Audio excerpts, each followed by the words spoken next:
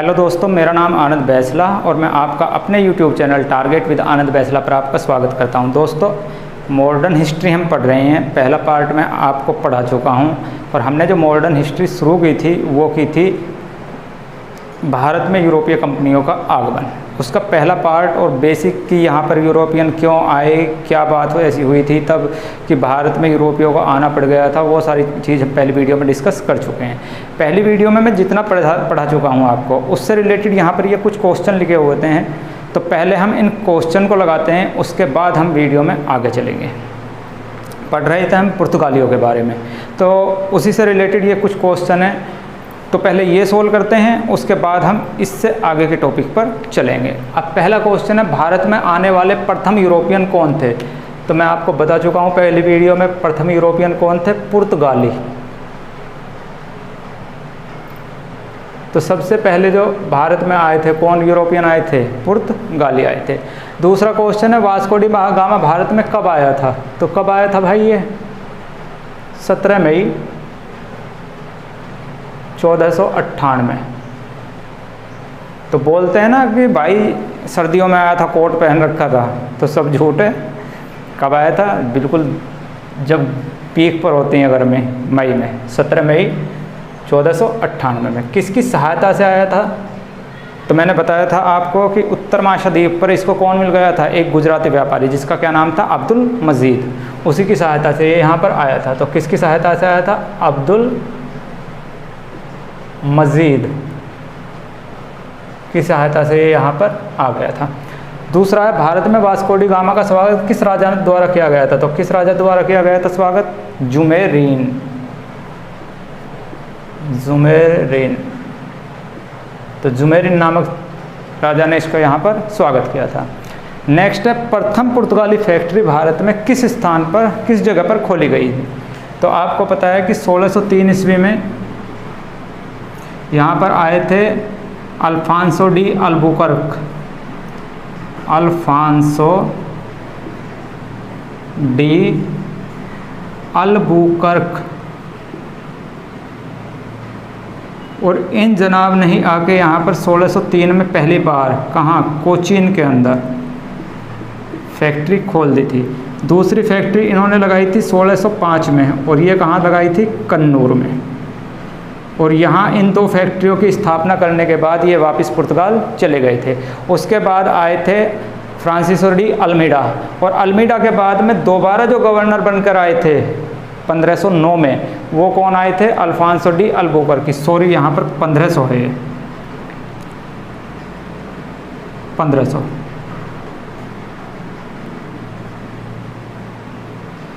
Date का एक बार भाई ध्यान रख लेना, हो जाती है कभी कभी गलती। तो 1503 में कहाँ खोली थी? कोचीन में। और 1505 में कहाँ खोल दी थी? कन्नूर में। हो डेट का ऐसा हो जाता है कि हिस्ट्री पढ़ाते हैं तो बहुत सी डेट दिमाग में घूमती रहती हैं, तो कभी कभी हो जाती है मिस्टेक। अगर कोई ऐसी मिस्टेक हो तो आप कमेंट्स बॉक्स में कमेंट्स कर दिया करें। कोशिश मैं करता हूँ कि कहीं गलती ना हो, लेकिन अगर कहीं बाई चांस कोई गलती हो जाती है तो आप उसको देख लेना, एक बार एडजस्ट कर लेना। तो 1503 में आए थे अल्फांसो डी अल्बुकर्क। पहली कोठी कहाँ लगाई थी? पहली फैक्ट्री कोचीन में 1503 में, और दूसरी 1505 में कहाँ लगाई थी? कन्नूर में। और यहाँ से लगाने के बाद ये वापस पुर्तगाल चले गए थे। वहाँ से 1509 में ये दोबारा आए थे भारत, और अब की बार क्या बन के आए थे? Governor general. आज इन्हीं के बारे में हम पढ़ेंगे। पहले ये क्वेश्चन आंसर लगा लेते हैं। प्रथम पुर्तगाली गवर्नर कौन था? तो अभी बताया आपको, डी अल्मीडा। De Almeida. कब से कब तक रहे? 1505 से 1509 तक यहाँ पर रहे थे गवर्नर बनकर। डी अल्मीडा ने कौन सी नीति भारत में शुरू की थी? तो कौन सी नीति शुरू की थी? शांत जल की नीति। शांत जल की नीति। क्या थी शांत जल की नीति? कि अगर पुर्तगालियों के अलावा और किसी भी देश का, यहाँ तक कि अकबर का भी, यहाँ से अगर जहाज़ निकलता है व्यापार करने के लिए, तो उनको हिंद महासागर से जहाज़ को पार करने के लिए या चलाने के लिए एक टैक्स देना पड़ता था। और ये नीति किसने शुरू की थी? डी अल्मीडा ने की थी। और इसी नीति को क्या कहते हैं? शांत जल की नीति या blue water policy. Blue water policy.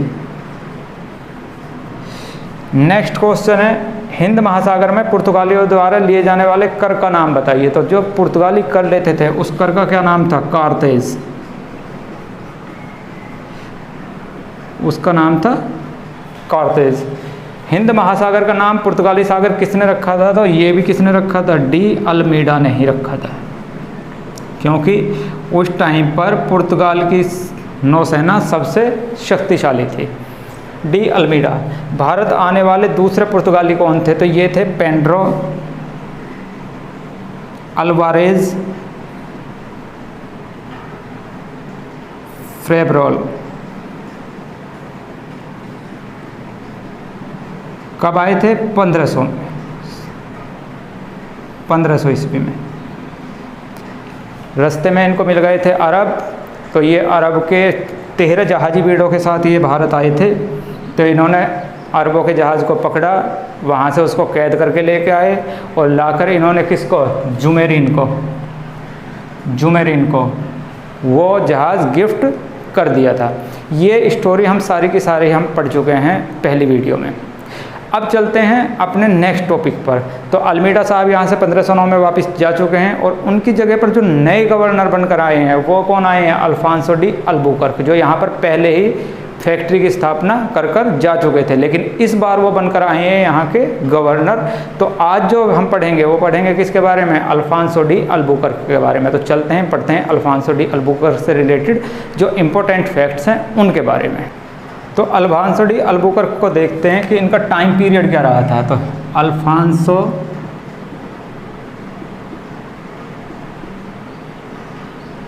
D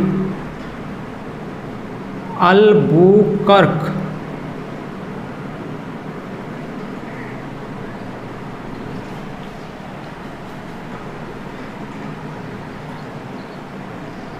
और इनका टाइम पीरियड जो था 1509 से लेकर 1515 तक ये इंडिया में रहे थे। इनको ही भारत में पुर्तगाल साम्राज्य का वास्तविक संस्थापक कहा जाता है। तो पहला क्वेश्चन बनता है इनसे कि भारत में पुर्तगालियों का वास्तविक संस्थापक किसे कहा जाता है? तो आंसर क्या हो जाएगा? Alfonso de Albuquerque. पहला पॉइंट है इनसे रिलेटेड, इनको भारत में पुर्तगालियों का पुर्तगाली साम्राज्य का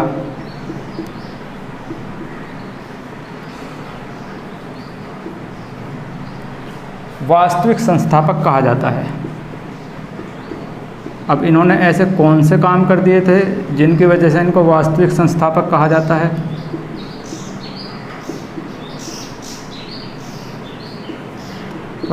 बोला जाता है।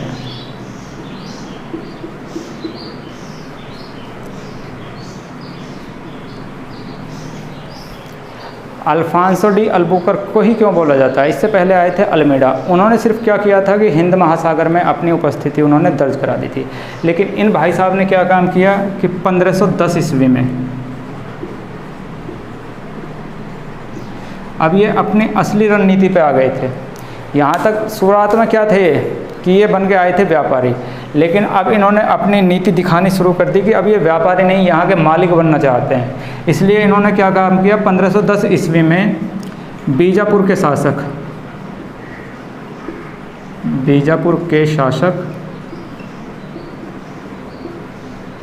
यूसुफ आदिल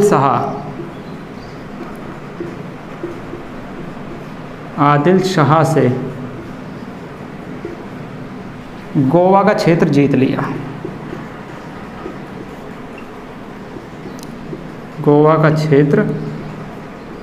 लिया। अब इन्होंने दिखा दिया कि हम यहाँ सिर्फ व्यापार के लिए नहीं आए हैं, बल्कि हमारा उद्देश्य यहाँ पर अपना उपनिवेश बनाना है। 1511 ईस्वी में मलक्का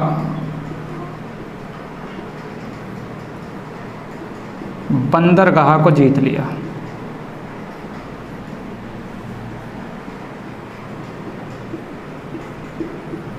मैप के द्वारा मैं आपको समझाना चाहता हूँ। तो इस तरह से समझिए कि ये हमारा दक्षिण भारत है, यहाँ पर इंडोनेशिया के पास मलक्का बंदरगाह था। अब यहाँ पर मेन रूप से व्यापार कौन कर रहे थे? अरब। और अरब व्यापार कैसे करते थे कि यहाँ से इंडोनेशिया से मसाले उठाए, यहाँ से होते हुए, और यहाँ फारस की खाड़ी में इनका अपना एक बंदरगाह था जिसका नाम था होमुज, यहाँ से मसाले उठाए, यहाँ होमुज ले गए, यहाँ से कोचीन वगैरह से मसाले उठाए, यहाँ ले गए, गुजरात से मसाले उठाए, यहाँ ले गए, यानी कि इनका मेन केंद्र क्या था? होमुज। यहाँ फारस की खाड़ी में स्थित था ये बंदरगाह। तो ये मलक्का से उठाते थे मसाले इंडोनेशिया से, और कहाँ ले जाते थे? होमुज। तो इसने क्या काम किया अल्बुकर्क ने कि यहाँ पर पहले तो गोवा जीत लिया, यहाँ गोवा जीतने के बाद कहाँ? मलक्का बंदरगाह जाके जीत लिया। तो यहाँ से अरबों की एंट्री बंद, यहाँ से अरबों का व्यापार बंद। तीसरा काम क्या किया इन्होंने? इससे भी इनको शांति नहीं मिली, और इन्होंने 1515 ईस्वी में फारस की खाड़ी में, फारस की खाड़ी में होमुज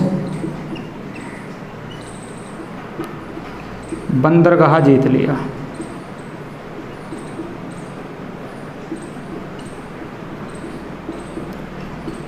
बंदरगाह जीत लिया। इन्होंने क्या काम किया? यहाँ पर मलक्का जीत लिया, अब गए यहाँ से कहाँ? 1515 में फारस की खाड़ी में, और यहाँ पर होमुज जीत लिया। यानी अरबों के रास्ते बिल्कुल बंद, अरबों के व्यापार के रास्ते इन्होंने बिल्कुल क्या कर दिए? क्लोज। अब भारत से कोई व्यापार करेगा तो कौन करेगा? पुर्तगाली, क्योंकि यहाँ पर बंदरगाहों पर किसका कब्जा हो चुका है? पुर्तगालियों का। तो यहाँ से अगर अब कोई व्यापार करेगा तो वो कौन करेगा? पुर्तगाली। अरबों का व्यापार यहाँ पर बिल्कुल बंद हो चुका है एकदम। अरब अब यहाँ पर व्यापार नहीं कर पा रहे हैं, तो क्योंकि अरबों के लिए इसने कुछ छोड़ा ही नहीं। यहाँ से चलते थे, यहाँ अधिकार, यहाँ पहुँचते थे, यहाँ अधिकार, भारत में यहाँ इसने अधिकार कर ही लिया। इसीलिए इनको क्या कहते हैं? भारत में पुर्तगाली शक्ति का वास्तविक संस्थापक बोला जाता है। फिर आता है इसका मेन उद्देश्य। जब इसने ये सब काम कर दिए तो फिर इसके दिमाग में आई कि अगर हमें भारत के ऊपर कब्जा करना है, भारत के ऊपर अगर हमें अपना कब्जा करना है तो बहुत से लोगों की आवश्यकता होगी यहाँ पर। तो इन्होंने क्या दिमाग लगाया? इन्होंने सोचा कि अगर हम पुर्तगाल के लोगों को यहाँ बुलाएं और यहाँ पर भारतीय स्त्रियों के साथ उनकी शादी करा दें, तो उनसे जो बच्चे उत्पन्न होंगे वो पुर्तगाली होंगे, और यहाँ पर जितनी ज़्यादा से ज़्यादा पुर्तगालियों की बस्ती होगी उतना ही हमें ईजी पड़ेगा भारत पर अपना साम्राज्य स्थापित करने के लिए। तो इनका मेन उद्देश्य फिर क्या हुआ? मुख्य उद्देश्य इन लोगों का क्या हो गया? इस अल्बुकर्क का मुख्य उद्देश्य पुर्तगालियों की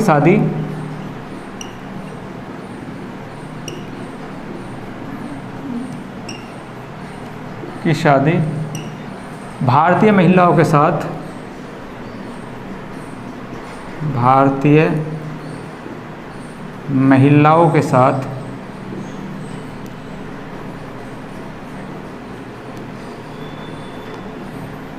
करानी शुरू कर दी।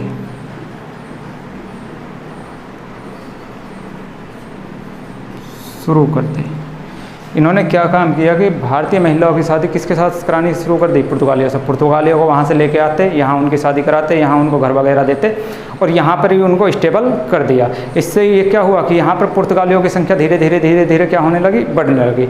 और इन्होंने यही दिमाग लगाया कि जितनी यहाँ पर ज़्यादा हमारी पॉपुलेशन होगी उतना ही हमें बेनिफिट होगा भारत के ऊपर अपना शिकंजा कसने में।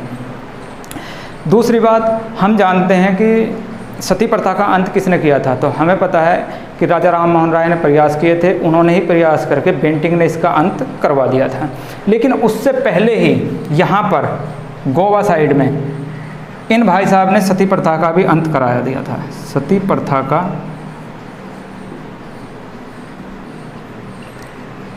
अंत कराया। क्यों कराया ये अंत? इन्होंने देखा कि जैसे ही कोई भारतीय पुरुष मरता है तो उसकी पत्नी उसके साथ ही चिता में जिंदा जल जाती है। तो इन्होंने समझाया कि देखो ऐसी बात है, जो जाने वाला है वो तो गया, हम आपकी शादी दोबारा कराएंगे। और किससे कराएंगे? पुर्तगाली से। तो आप जलिए मत, आप मरिए मत, आप अपनी दूसरी शादी कीजिए और किसके साथ करिए? पुर्तगाली के साथ। तो पुर्तगालियों के साथ दोबारा शादी कराने के लिए इन्होंने सती प्रथा का क्या कर दिया? यहाँ पर अंत कर दिया।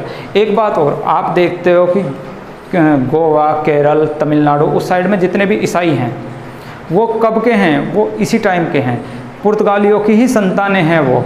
उनके जो पूर्वज रहे थे वो कौन रहे थे? पुर्तगाली। वहाँ से आए थे, यहाँ भारतीय महिलाओं के साथ शादी की थी। जो बच्चे हुए थे वो क्या कहलाए थे? ईसाई। और वो कहाँ बसे हुए हैं अभी भी? गोवा में। तो ये बात हो गई हमारी अल्फांसो डी अल्बुकर्क के बारे में। इसके बाद दूसरे गवर्नर आए, लेकिन मैं क्वेश्चन आपको वहीं से कराऊंगा जहाँ से क्वेश्चन आते हैं। तो इसके बाद जो मेन इम्पोर्टेंट आया वो आया था नीनो डी कुन्हा नाम का गवर्नर, और वो आया था 1729 ईस्वी में। तो अब चलते हैं नीनो डी कुन्हा की तरफ, उसको देख लेते हैं भाई उसने ऐसा क्या क्या कर दिया था यहाँ पर।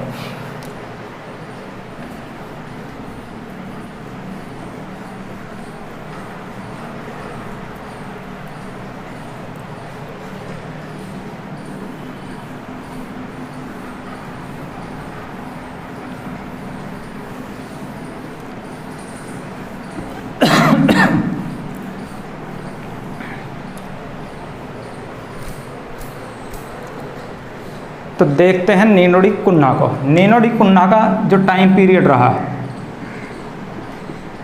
नीनो डी कुन्हा इन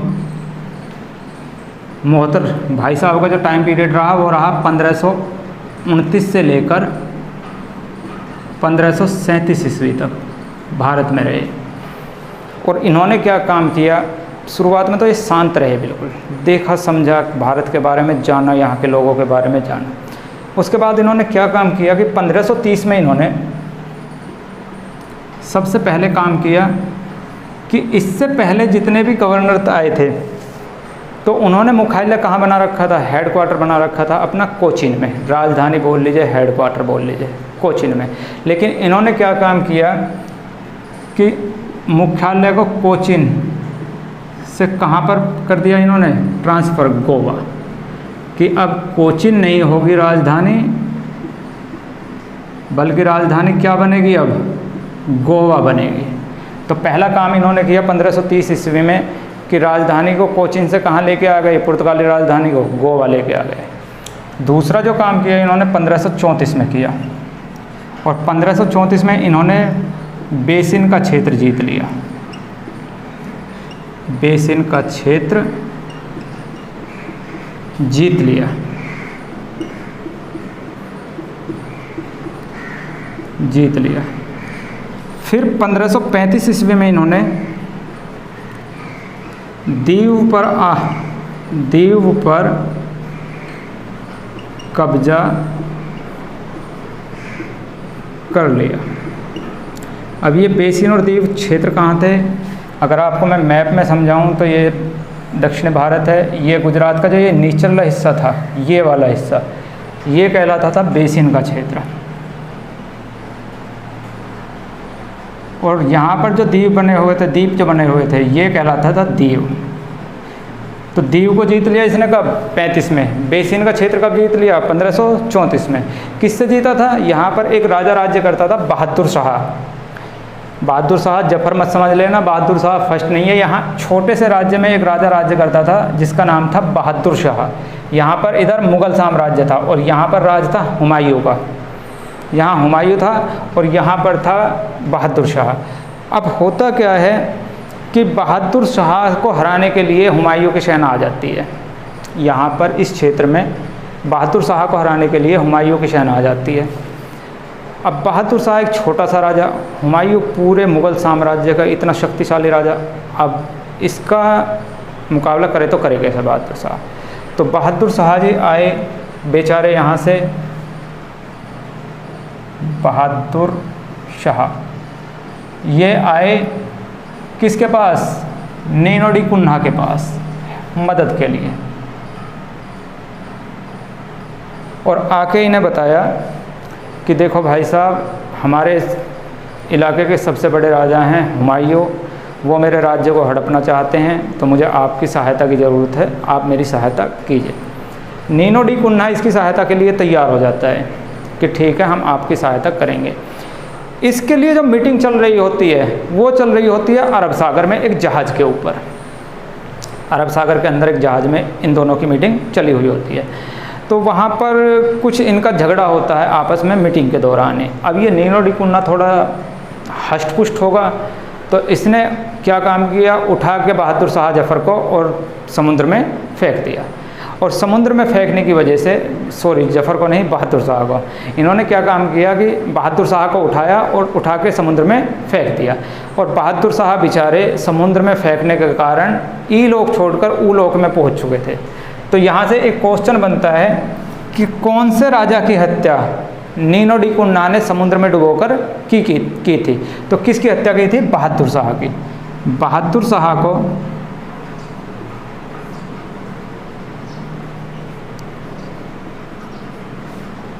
नीनो डी कुन्हा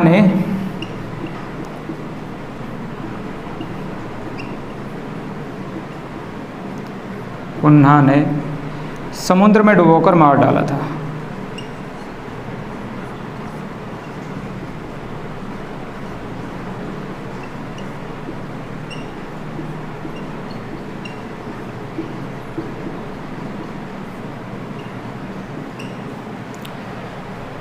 इसके साथ साथ इन्होंने हुगली के तट पर और सेंट थॉमस में 2 फैक्ट्री और बनाई। कहाँ पर? सेंट थॉमस प्लस हुगली में। अब इन्होंने जो हुगली में फैक्ट्री बनाई थी, ये अगर मैं भारत का नक्शा यहाँ पर हुगली में इन्होंने बनाई थी, तो यहाँ पर बंगाल की खाड़ी में आने वाले जितने भी जहाज़ थे वहाँ पर निगरानी कहाँ से रखता था? ये हुगली से। और इन्होंने ये जो फैक्ट्री बनाई थी बेसिकली रूप से व्यापार के लिए नहीं बनाई थी। ये यहाँ पर क्या काम करते थे कि यहाँ से जो भी जहाज़ गुजरता था उसको लूट लेते थे। तो हुगली की जो फैक्ट्री थी वो किस लिए बनाई थी इन्होंने? लूटपाट के लिए। हुगली की फैक्ट्री का उपयोग ये किस चीज़ के लिए करने लगे? लूटपाट के लिए। अब बात आती है 1632 की,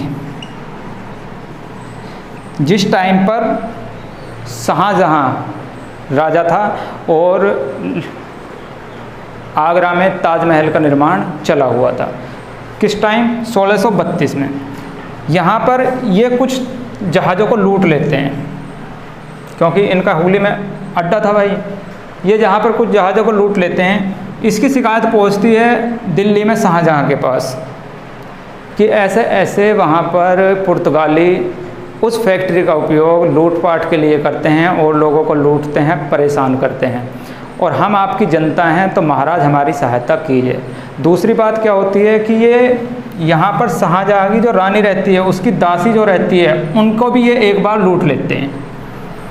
तो भाई शाहजहाँ को तो गुस्सा आना ही आना है कि हमारे देश में रह रहे हैं, हमारे राज्य में रह रहे हैं और हमारी ही जनता को लूट रहे हैं। तो उसने अपने सेनापति को आदेश दिया और सेनापति जी 1632 में आक्रमण कर दिया। कहाँ पर? हुगली पर। और हुगली को पुर्तगालियों से मुक्त करा दिया, यानी हुगली पर कब्जा हो गया। किसका भाई? शाहजहाँ का। किस टाइम की बात है? 1632 ईस्वी की बात है। तो ये बात हो गई हमारी नीनो डी कुन्हा से संबंधित। यहाँ से जो क्वेश्चन बनते हैं वो यही बनते हैं कि बेसिन का क्षेत्र इसने कब जीता? 1534 में। राजधानी ट्रांसफ़र किसने की थी कोचीन से गोवा? तो नीनो डी कुन्हा ने की थी।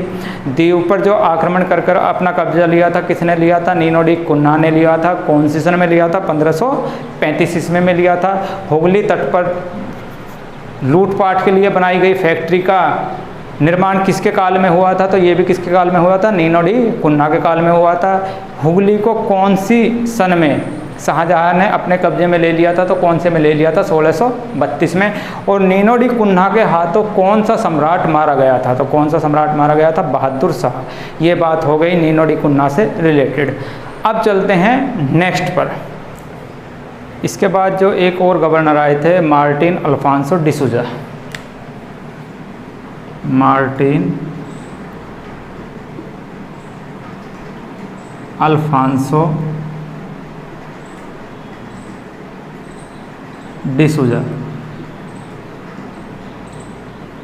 इनके टाइम की एक प्रमुख घटना ये थी कि इनके टाइम पर एक व्यक्ति भारत आए थे जिनका नाम था सेंट जेवियर।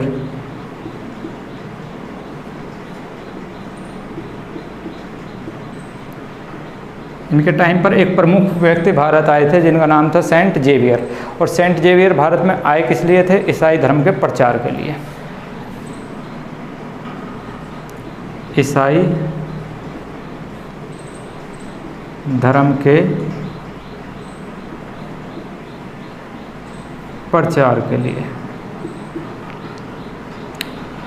अब बात आती है कि जब पुर्तगाली यहाँ पर इतने शक्तिशाली हो गए थे, इन्होंने इतने क्षेत्र पर अपना अधिकार कर लिया था, तो वो कौन से ऐसे कारण रहे जिनकी वजह से इनसे बाद में आए हुए डच, अंग्रेज़ों ने पूरे भारत पर अपना कब्जा कर लिया और ये पूरे भारत पर अपना कब्जा नहीं कर पाए? तो ऐसी क्या कमी रह गई थी इनके अंदर कि इनका इतना मजबूत साम्राज्य भी फिर भारत के एक छोटे से कोने में, गोवा साइड, सिर्फ एक छोटे से क्षेत्र में ही सिमट कर रह गया? तो इसका रीज़न क्या था? इसका रीज़न था भ्रष्टाचार। इसका रीज़न था भ्रष्टाचार कि जो कंपनी के लोग थे वो रिश्वतखोरी, भ्रष्टाचारी, इन सब बातों में संलिप्त रहने लगे और सिर्फ अपने अपने तक सीमित हो गए। कंपनी जाए भाड़ में, हमें सिर्फ अपने से मतलब है, रिश्वतखोरी और इस सब में वो सब रहने लगे। तो यहाँ से 1580 के बाद में इनकी हार के सिलसिले शुरू हो जाते हैं। 1580 के बाद में पतन शुरू हो गया इनका।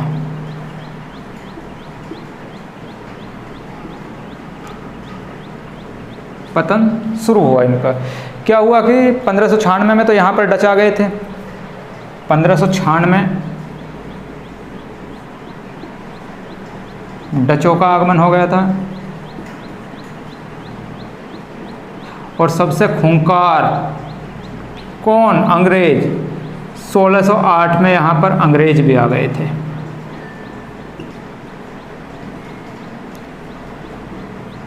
यानी कि अब व्यापार में कंपटीशन बढ़ चुका था। डचों के पहले तो एक छत्र राज इनका ही था पूरे व्यापार पे, लेकिन 1596 में यहाँ पर डच आ गए और 1608 में यहाँ पर अंग्रेज आ गए। यानी कि जिस व्यापार पे इनका एक छत्र राज्य था, अब इनको यहाँ पर कंपटीटर के तौर पर कौन मिल गए थे? अंग्रेज और डच। अब हुआ क्या कि 1608 ईस्वी में अंग्रेज जब यहाँ आए तो अंग्रेजों का इनके साथ युद्ध हो गया। और कब हुआ था? 1612 ईस्वी में। 1612 में युद्ध किया। किसके साथ भाई? ये युद्ध किस किस के बीच हुआ था? तो एक तरफ थे अंग्रेज और एक तरफ थे पुर्तगाली।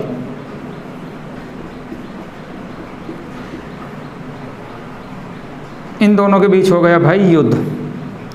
और इस युद्ध में अंग्रेज जीत गए और पुर्तगाली हार गए। जब अंग्रेज जीत गए और पुर्तगाली हार गए तो अंग्रेजों ने अपनी पहली कोठी की स्थापना कर दी। कहाँ पर? सूरत में। कब की थी? 1608 में शुरुआत की थी और 1613 में ये बनकर निपटी थी। हुआ क्या था कि जब ये यहाँ पर आ गए थे अंग्रेज, तो ये गए जहांगीर के पास। राजा था जहांगीर यहाँ का, कि महाराज हमको कुछ क्षेत्र दे दीजिए जहाँ हम अपना व्यापार कर सकें। तो जहांगीर ने इनसे कहा कि आप एक काम कीजिए, आप सूरत में अपनी फैक्ट्री बना लीजिए। लेकिन होता क्या है कि जहांगीर का लड़का रहता है खुर्रम, जिसको शाहजहाँ बोलते हैं, वो पुर्तगालियों से बहुत ज़्यादा घुला मिला हुआ रहता है। यानी कि पुर्तगालियों के फेवर में ही वो ज़्यादा चीज़ सोचता है। तो यहाँ पुर्तगाली इस चीज़ का विरोध करते हैं कि अंग्रेज सूरत में फैक्ट्री ना लगाएं। तो इस विरोध के कारण वो खुर्रम अंग्रेज़ों से मना कर देता है कि आप यहाँ पर फैक्ट्री नहीं लगाएंगे। तो अंग्रेज़ यहाँ पर 1608 में जो काम शुरू किया था फैक्ट्री का, उसको बीच में ही छोड़कर 1611 में जाकर मूसलीपट्टम, कहीं कहीं ये मछलीपट्टम भी लिखा रहता है, मूसलीपट्टम में अपनी अस्थायी फैक्ट्री लगाते हैं। अस्थायी फैक्ट्री। लेकिन आंखों में कौन खटकते रहते हैं? पुर्तगाली। कि सूरत में जो हमसे मना कराई गई है, किसके कहने पे कराई गई है मना? पुर्तगालियों के कहने पे।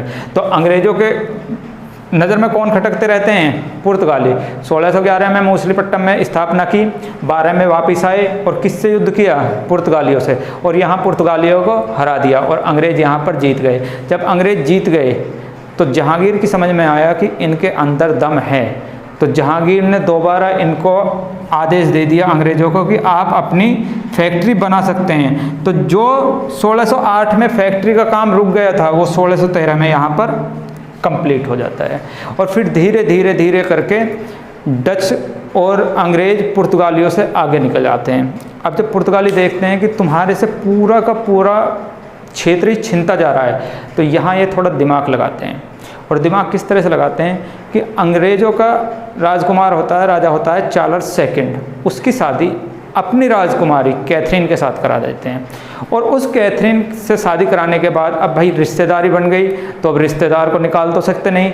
तो अंग्रेज़ों ने इनसे कहा कि ठीक है भाई, रिश्तेदारी हो गई है, लेकिन अब आप एक काम करना, आप जिस क्षेत्र में रह रहे हो गोवा साइड के में, आप वहाँ तक ही सीमित रहना, पूरे अब इतनी चादर मत फैलाना कि आप हमारे इलाके में आओ। ठीक है, रिश्तेदारी है, आप वहाँ व्यापार किए, हम पूरे भारत को देखते हैं। तो इस तरह से पुर्तगाली एक छोटे से हिस्से में गोवा दमन द्वीप में सिमटकर रह गए थे। तो बात आती है 1761 की, सॉरी 1661 में। 1661 में चार्ल्स सेकंड की शादी हो जाती है। इंग्लैंड का राजा रहता है चार्ल्स सेकंड, इसकी शादी होती है किसके साथ भाई? पुर्तगाली राजकुमारी कैथरीन के साथ। पुर्तगाली राजकुमारी कैथरीन, कैथरीन आना है भाई, कैथरीन है, कैथरीन। और यहाँ पर शादी में जो दहेज के रूप में क्या मिल जाती है इसको? मुंबई। दहेज के रूप में क्या मिल जाती है? मुंबई। किसको मिल गई? चार्ल्स को। और चार्ल्स ने यही मुंबई 1668, कौन सी सन में? 1668 ईस्वी में 10 पाउंड वार्षिक, यानी कि एक साल के सिर्फ 10 पाउंड दे दीजिए वार्षिक पे, किसको दे दी? ईस्ट इंडिया कंपनी को। ईस्ट इंडिया कंपनी, ये देती ईस्ट इंडिया कंपनी को। यानी कि शादी किसकी हो रही है? शादी हो रही है भैया इंग्लैंड के राजा की। किसके साथ हो रही है? पुर्तगाल की राजकुमारी के साथ। हिस्सा किसके दिया जा रहा है? इंडिया का। और इंडिया के राजा चुप, कुछ नहीं बोल रहे हैं। अरे शादी दूसरे देशों की दहेज में दिया जा रहा है, भारत का हिस्सा, और कुछ नहीं बोल रहे हैं। तो ये सब कहानी कब होती है? 1661 में। अब पुर्तगालियों से संबंधित कुछ और क्वेश्चंस हैं, जहाँ से क्वेश्चन बनते हैं, कुछ और टॉपिक हैं, उन पर डिस्कस कर लेते हैं। इसको मैं मिटा देता हूँ।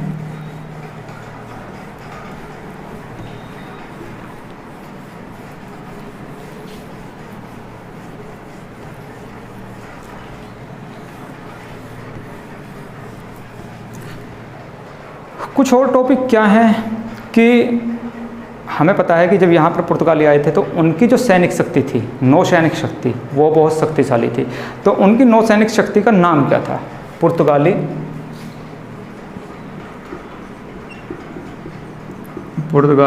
नौ सैनिक शक्ति का नाम,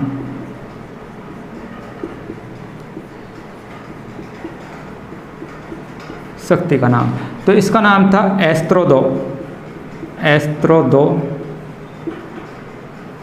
द इंडिया। इनकी नौसैनिक शक्ति का नाम क्या था?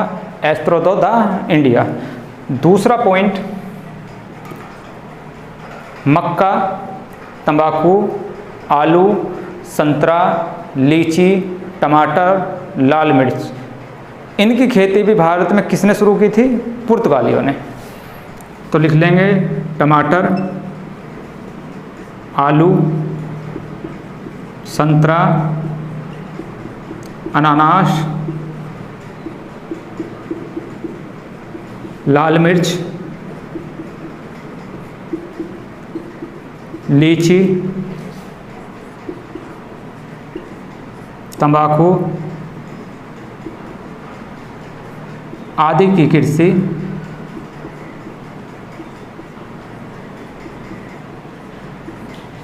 पुर्तगालियों द्वारा शुरू की गई।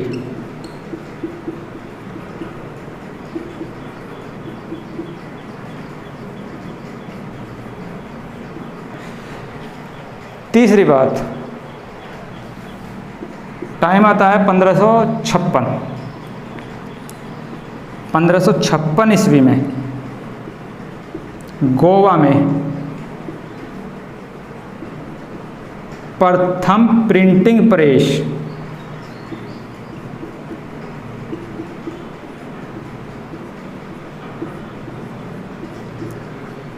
की स्थापना किसके द्वारा की जाती है? पुर्तगालियों के द्वारा। यानी कि भारत में जो प्रिंटिंग प्रेस की शुरुआत हुई थी 1556 ईस्वी में, वो भी किसके द्वारा की जाती है? पुर्तगालियों के द्वारा। तो ये इससे रिलेटेड कुछ और फैक्ट थे जहाँ से क्वेश्चन पूछे जाते हैं। तो यहाँ पर भाइयों पुर्तगाली ख़त्म। नेक्स्ट जो टॉपिक चलेगा वो चलेगा डच। डच के बाद पढ़ेंगे अंग्रेज, अंग्रेज के बाद पढ़ेंगे फ्रांसीसी, और इस तरह से भारत में यूरोपीय कंपनियों का आगमन का पहला पार्ट यानी मॉडर्न हिस्ट्री का पहला पार्ट यहाँ पर फिनिश हो जाएगा। तो मिलते हैं नेक्स्ट वीडियो में, डचों वाले में। तब तक के लिए टेक केयर, बाय बाय।